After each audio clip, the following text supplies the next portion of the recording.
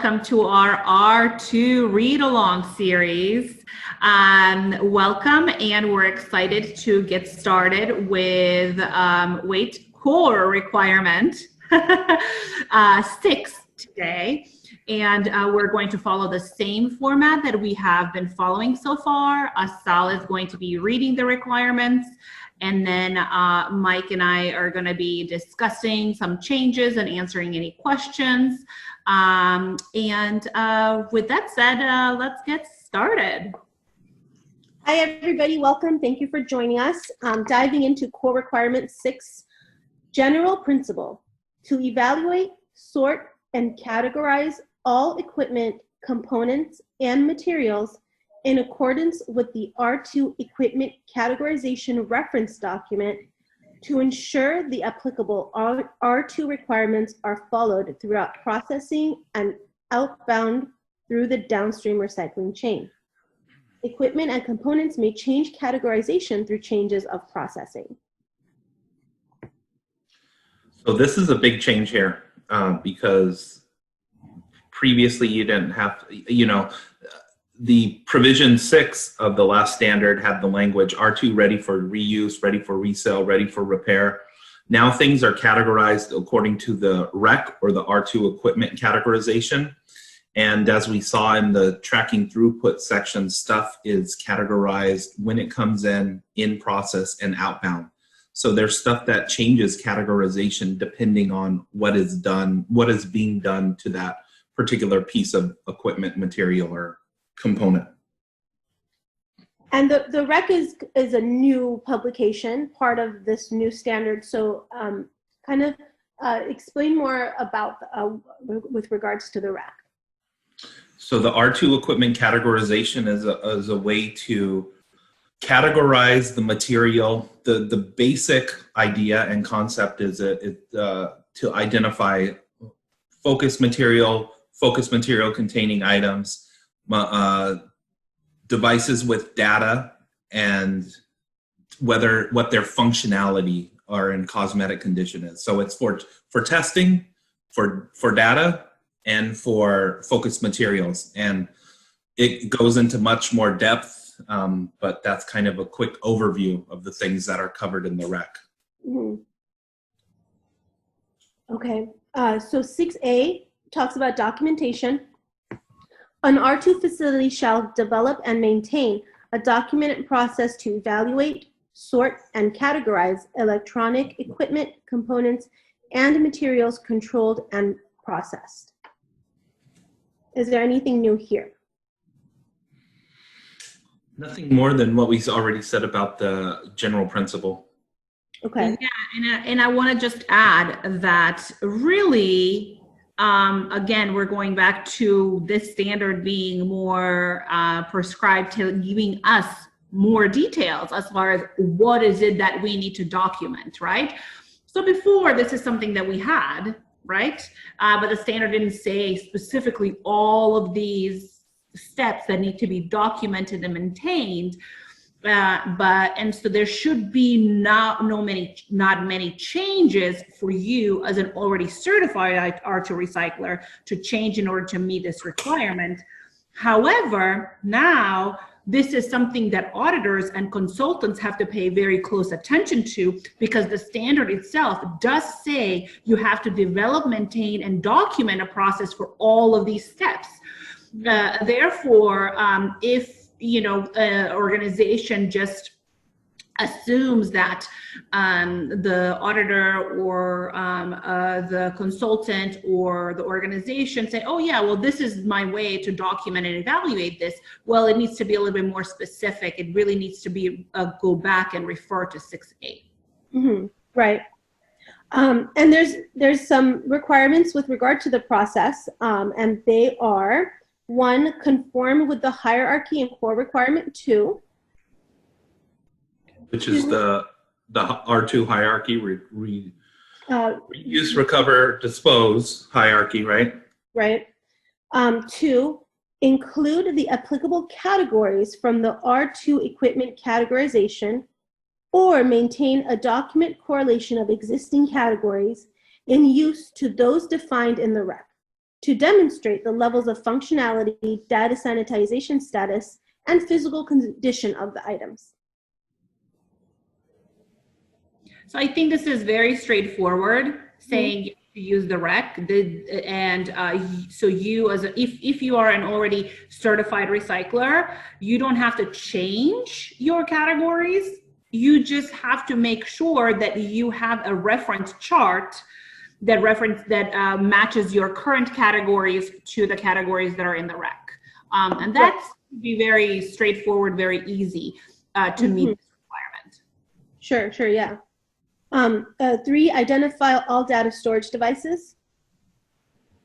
That'll be part of what's coming in and the way that it's labeled. Okay. 4, define the instructions and criteria to determine if the equipment and components are capable of reuse based on physical condition, functionality, and value in the destination market. Ooh. Okay. So there are some new things here, right, Mike? Yeah, I mean, it's good. It gives, like you said, a more prescriptive way of dealing with the reuse equipment, right? So basically this section A is all about documentation. So this is the documented process that the R2 facility needs to have to show that they have a process in place for making evaluation of the material based upon physical condition, functionality, and value in the destination market. So this kind of, if stuff that is coming in is always damaged or has no value, then it doesn't need to go. I mean, that's fulfilling the requirements of Core Requirement 2. Hey, it's damaged beyond what is reusable in the market and there's no value for it. So then it can go for recovery. Right, but before we did not require any kind of documentation or reference to the value in the market, I think. So that's something that there's going to be a need, additional kind of research. I don't know if it's going to be on a quarterly basis or yearly basis that you want to check the value of the current market versus your grading criteria. So. Right. That's going to be a little bit interesting. And obviously, organizations can take their own approach and the time frames that they're going to be looking at the value in the market and how often that this is going to be updated. But it does need to be documented. So. 5, include steps to reevaluate R2 controlled stream when processing changes the category of the stream. So a perfect example of that would be a desktop computer coming in. This would be identified as a data storage device, and it would be unsanitized, right? Because you're assuming that the hard drive in there, if it's a complete computer, has data on it, and you need to evaluate and see whether or not it has data. Once you do some type of data destruction, whether it's, wiping the hard drive or physically destroying it or degaussing it, then that computer system, desktop, is no longer data containing. So that's an in-process change in the categorization, from what it was when it was received. So what would you say the labeling requirements are as material and components are changing control streams while they're being processed? So I think that's something that is still probably going to be worked out for each respective facility depending on how they operate. A lot of places that do a lot of ITAD or reuse have scanners and more sophisticated system.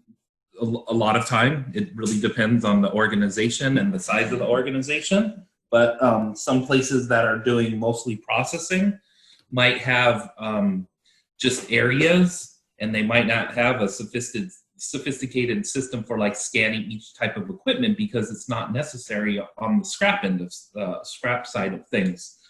So there might be areas that are labeled and designated as like unsanitized devices and sanitized area or something like that, but it really depends. All of this stuff needs to be specifically tailored to each facility and the way that they operate. the appendix and the processing requirements that they're certified to. So it'll have to be very specific to the operation to determine what is appropriate here. Yeah. Any final thoughts on section 6A? Not at this time. Okay. So section 6B, categorize. All equipment, components, and material controlled by the R2 facility shall be identified with its corresponding R2 equipment categories from the rec, or equivalent correlated internal categories. Okay. So this just has to do with traceability and identification, right? So again, as Mike said, if you are a little bit more sophisticated, the actual equipment does not have to have the label. It's okay to have the RFID tag that is then scanned. However, the current category or the current status of the equipment in your ERP system needs to be current. Right? But then if you don't have those abilities, then you either have actual labels of the areas, or the labels of the equipment, or whatever method of you are doing for the label and the tracking and traceability for this. So your category of that equipment has to be current.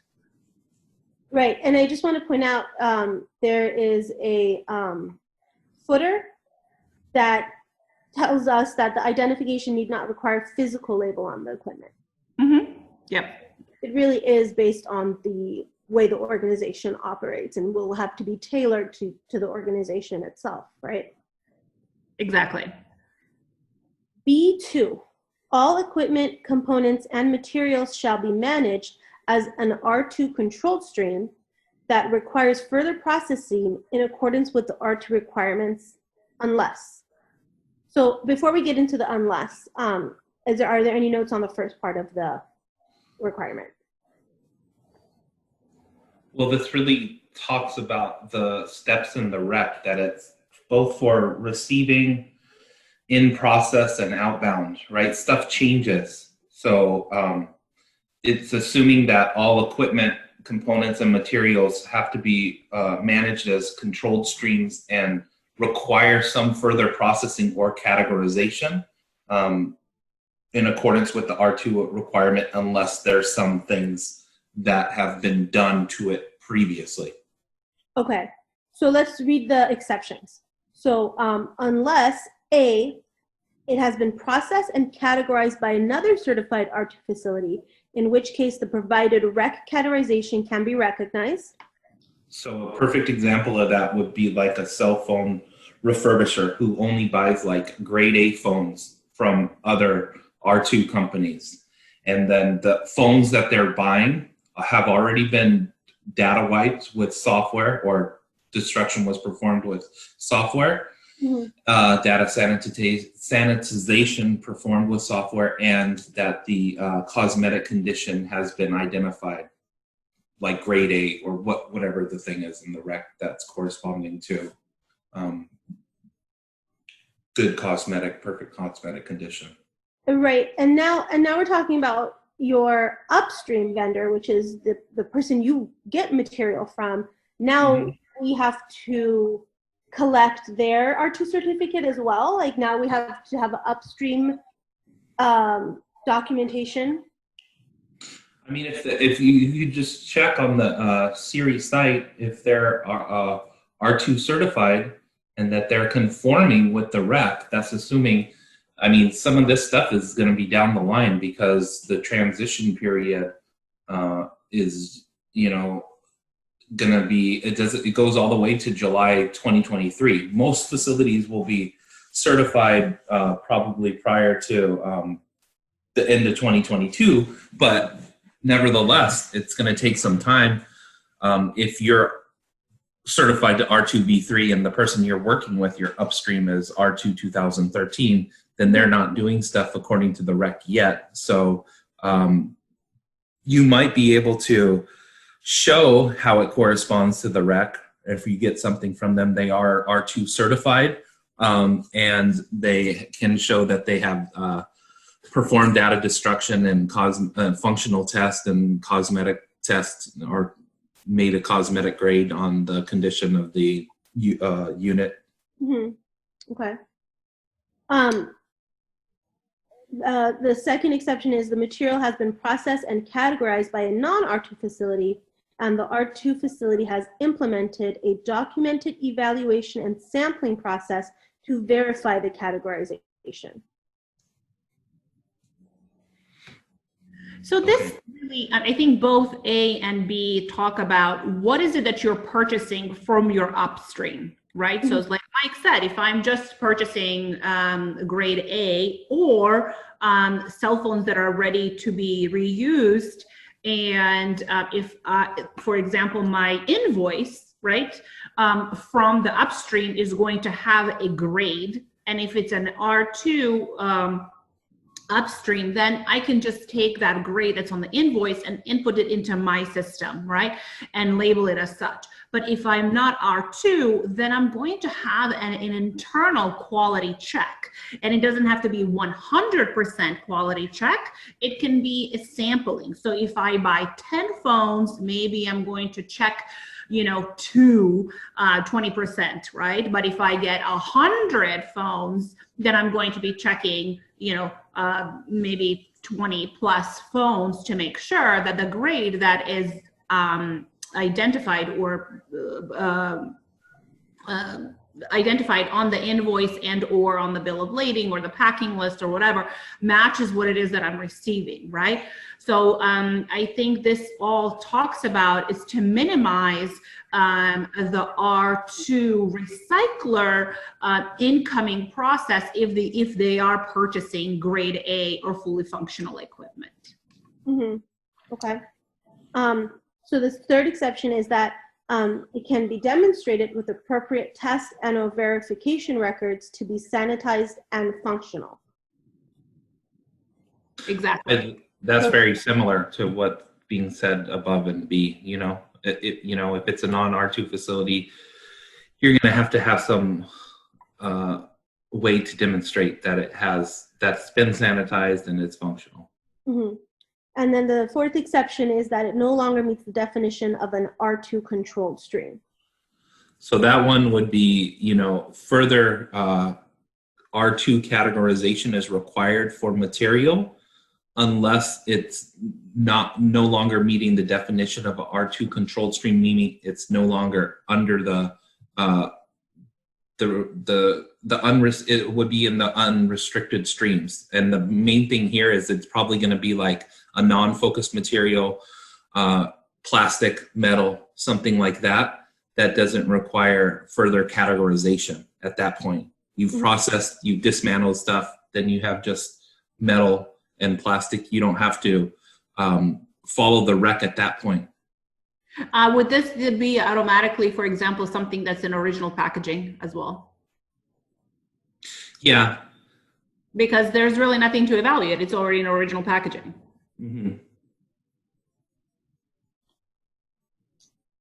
Okay, so core requirement 6C, evaluate. The R2 facility shall evaluate all equipment and components in accordance with the defined process to determine the capability of reuse and direct evaluated equipment, components, and materials to the appropriate next process. This is more of the same. It's just kind of echoing what was repeated above, you know?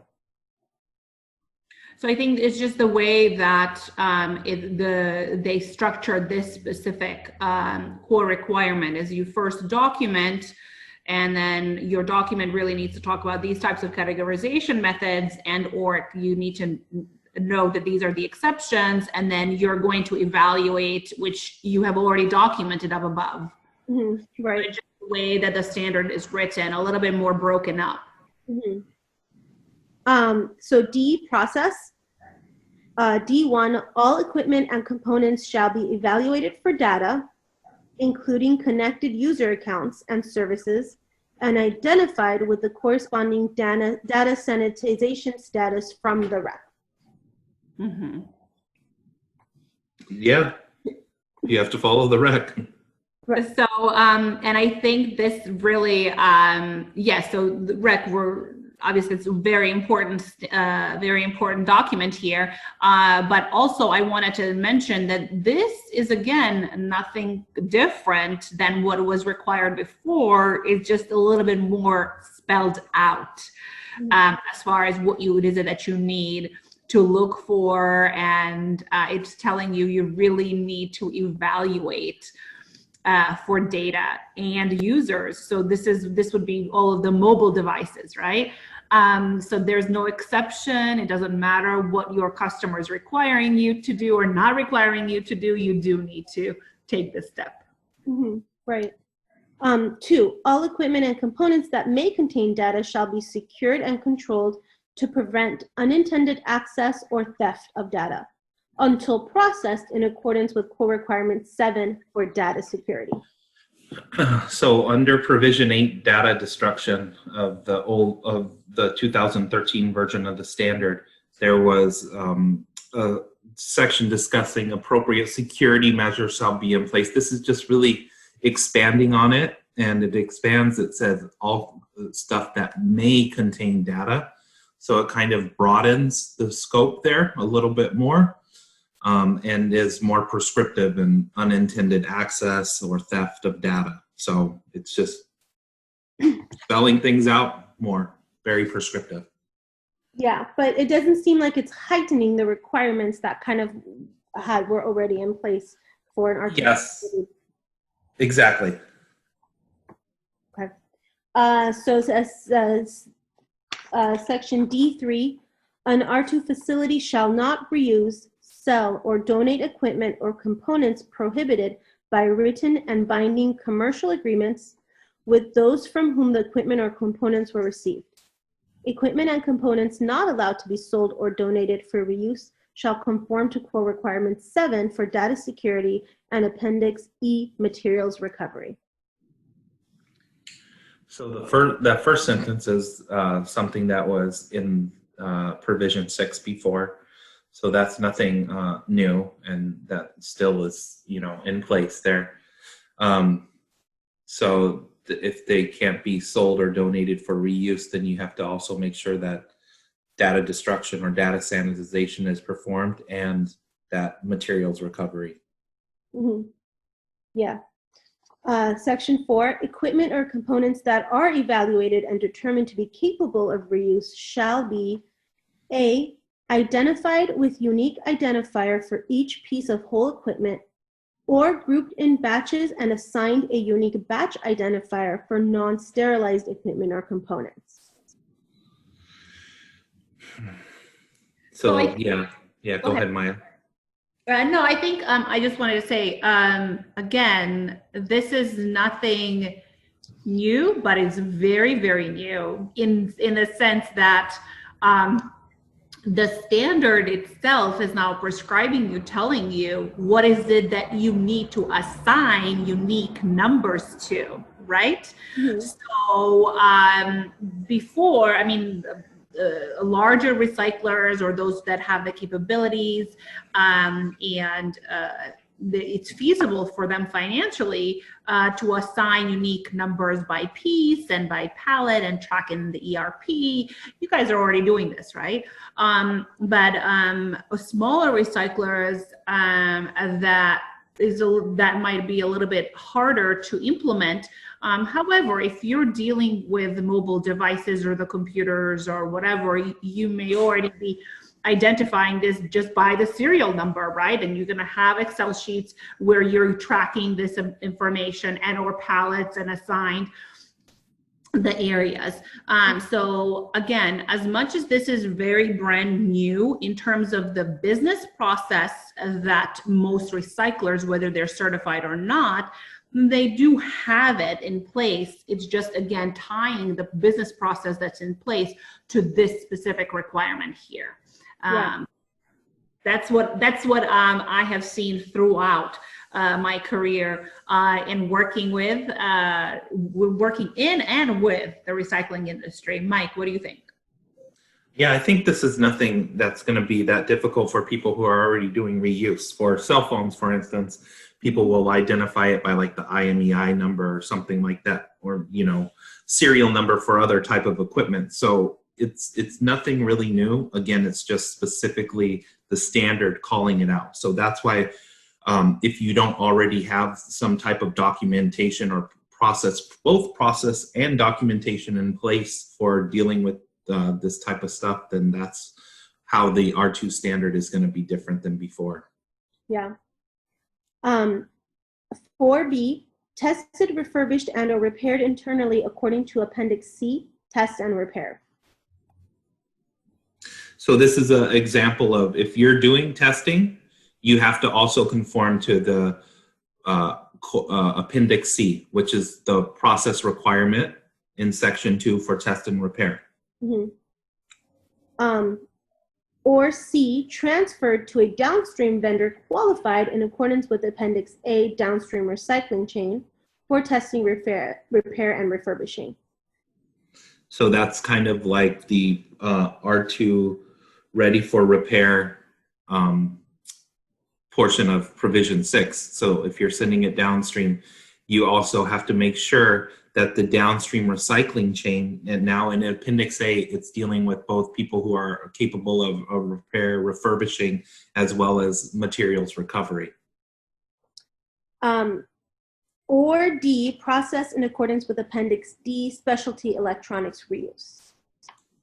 Which is something that's very rare. If you're dealing, they're specialty because they're special and rare. So not a lot of people deal with this. There are some that do, but most people don't. Mm-hmm. 5, equipment and components not capable of reuse and other materials for recovery shall be A, processed by the R2 facility in accordance with Appendix E, materials recovery, or B, transferred to a downstream vendor qualified in accordance with Appendix A, downstream recycling chain. So this is an important point here that we're looking at in 4 and 5. The thing is that if you're not doing testing yourself, then you don't have to be certified to Appendix C. You just need to qualify downstream vendors who can test, repair, and refurbish your items that are capable of repair in accordance with that. And same thing with provision 5. If you're not doing materials recovery at your facility, then you don't need to be certified to that appendix either. You can just send it downstream to someone.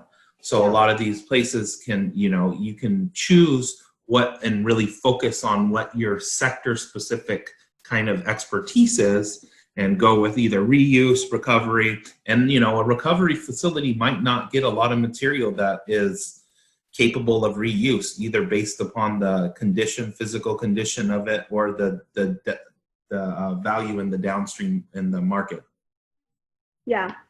And I think we talked about early on where we talked about that various appendixes may apply to your organization or not, and that's where really the meat of the requirements that you have to abide by are in the appendixes. And so we are going to get into the appendixes here as well.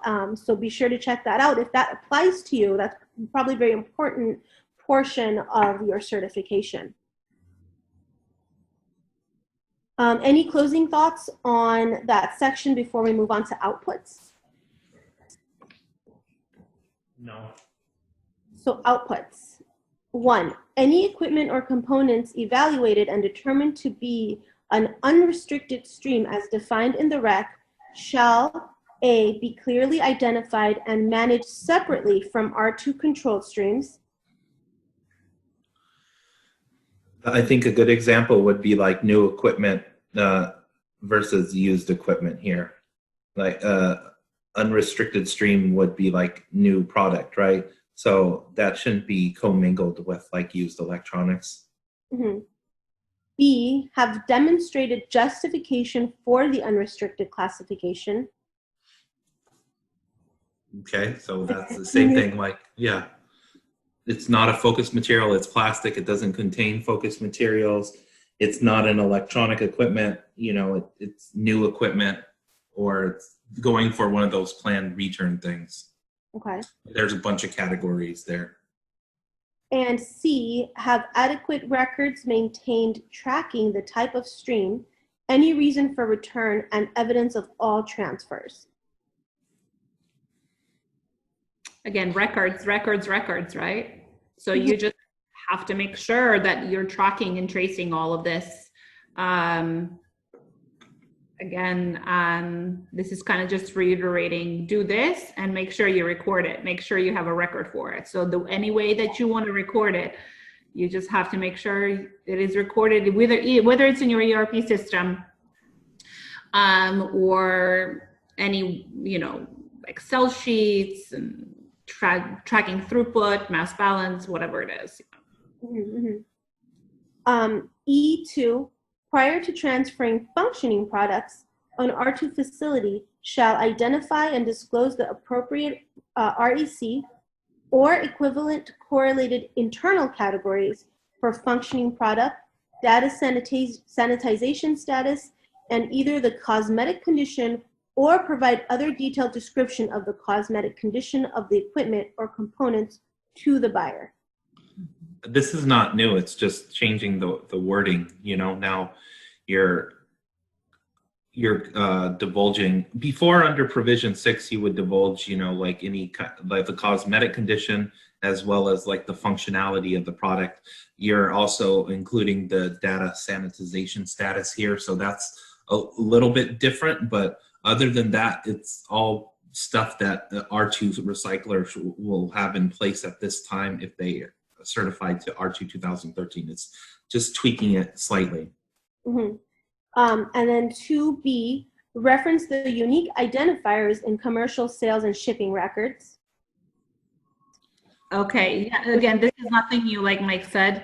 It's just, you have to make sure that, again, you are identifying that serial number, that lot number, that asset number that is within your system that also has all of the recorded, the grading, the categorization, the status of the equipment, the cosmetics, that's matching it all back to all of your commercial documentation and records, which is usually your invoices or whatever it is that you post online sales and things like that. 2C, prior to any internal shipments, verify import-export compliance of each shipment in accordance with its legal compliance plan in Core Requirement 4 that affirms the international shipment is legal. Yeah, so this is for international shipments. Again, before you ship any kind of material, you have to make sure that you are shipping them, identifying them, labeling them in accordance with the international requirements, which you will already identify in your legal and other compliance listing. And based on that, you will probably update your labeling requirements and or shipping requirements to those locations. So this is all gonna kind of come together. So this one is a new requirement because this is transferring functional product. Under provision 6 previously, it said you didn't have to adhere to the provision 5 downstream due diligence or provision 3 import-export requirements for functioning product or stuff that was categorized R2 ready for reuse, R2 ready for resale. So now I think they're saying, you have to make sure that even those shipments of functioning product of reusable electronics are done in accordance with the legal import and export requirements. So this is a extra step to the legal compliance plan, because before it was only dealing with stuff going for recovery. Yeah, and I think that also this has to do, for example, if you are shipping something that has a battery inside, right? And you have to identify that. So. Mhm. 2D, package and protect equipment and components in such a way as to prevent damage during shipment in accordance with Core Requirement 10. I think that's pretty much the same. You know, core requirement 10 now is the transport clause, or core requirement, but this is kind of stuff that was in other clauses elsewhere previously, like in terms of like storage and transportation. So it's just being reworded. Sure. 2E, make the product return policy available to potential buyers prior to sale in accordance with Appendix C, test and repair. That's not new. I mean, that you had to have a product return plan and policy in place under provision 6 previously. So now you just have to make sure that it conforms to Appendix C. Right. Okay. Yeah, so you just have to have a quality plan in place, a warranty policy, and you have to make sure that you post it wherever it is, whether it's online or you can post it on your website, reference it on your invoice, number of different ways to do this. Mm-hmm. And the last part of outputs is a section 3, collectible and specialty electronics. Collectible and specialty electronics may be transferred in accordance with section E2 of Core Requirement 6 without testing if sales do not exceed 1% of total individual units by quantity sold on a rolling 12-month average. And equipment may be returned by the buyer if not wanted under a documented warranty/return policy at no charge to the buyer. So that was in the R2 2013 too, Mm-hmm. in 6D. So this is pretty much the same exact language. Okay. And then 3B, in accordance with Appendix D, specialty electronics reuse as applicable to verified specialty electronics. So that is new though, because in Appendix D, for the specialty electronics reuse, there are specific requirements in regards to the way that the purchase order and the sales order and other things are worded. And there's a lot of requirements in Appendix D that enhance or are added for specialty electronics. Okay. So that brings us to the end of the sorting core requirement. This is a heavy one. It's over a page long with a lot of requirements and a lot of cross-references to other core requirements, as well as the rec and the appendixes that are now included in the R2v3 draft. So what are your closing thoughts on core requirement 6, sorting and categorization and processing? I think while there are new requirements in here for a company that's transitioning from R2 2013 to R2v3, that it's going to be not as difficult as it seems. Looking at the standard, people might be freaking out going, oh my God, this seems so different just because the way that it is structured. And this has a lot of stuff in here that seems very prescriptive, but I think a lot of those things were being done before. And it's just, in a way, creating a more defined, documented process for those things to be done if you don't already have an existing one. Yes, I agree with Mike 100%. And so there's really nothing much to add to that. So yeah, thank you guys. Thank you. Thank you everybody for joining us on this read along. Tune in for the next read along, which we will talk about core requirement number 7, data security. And also if you fall under one of the specialized categories, which you probably do, check out our sections with regard to the appendixes, because those are very important with this release of the R2 standard.